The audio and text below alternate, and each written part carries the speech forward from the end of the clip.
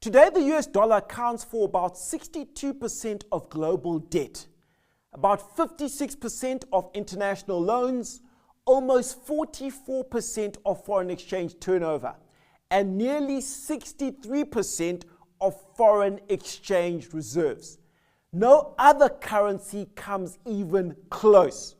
The euro makes up about 20% of global foreign exchange reserves, and the Chinese yuan only makes up about 2% of foreign exchange reserves. Even when Airbuses, which are manufactured in Europe, are sold, the listing price is stated in US dollars. Africa faces a similar, if not more dire, situation. Commodities produced on the continent, including platinum, gold, oil, cocoa, diamonds, maize, these are all priced in US dollars. And much of the African continent's imports are also purchased in US dollars.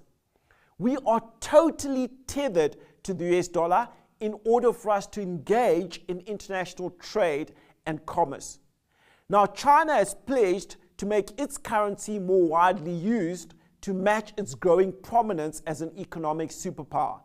But the yuan still only makes up 2% of global reserves. And even the loans China makes to African countries, these are largely denominated in US dollars. Now, some countries globally and on the African continent have opted to issue bonds denominated in domestic currencies as opposed to US dollars. They're trying to reduce their US dollar exposure. For those countries and companies exposed to US dollar debt, when interest rates go up in the USA, this impacts on their own institutions. Many countries find this situation compromising.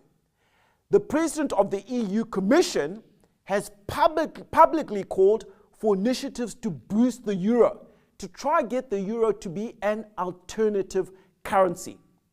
But the US dollar is so embedded that even within the European Union, 80% of the energy it buys, such as oil, is paid for in US dollars.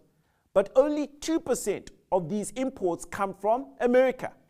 In Africa, a number of countries have also sought to circumvent the dollar by engaging in barter trade deals with countries like China and Russia, where they trade commodities in exchange for finished goods without using the dollar as an intermediary.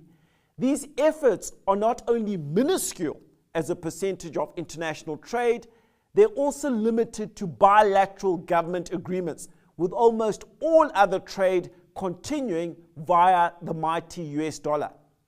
So despite the criticism of the US dollar's prominence, what we've observed in recent years is that the dominance of the US dollar in international trade, in debt capital markets, in foreign exchange markets, and as a percentage of foreign exchange reserves has actually increased. It hasn't gone down, it has increased.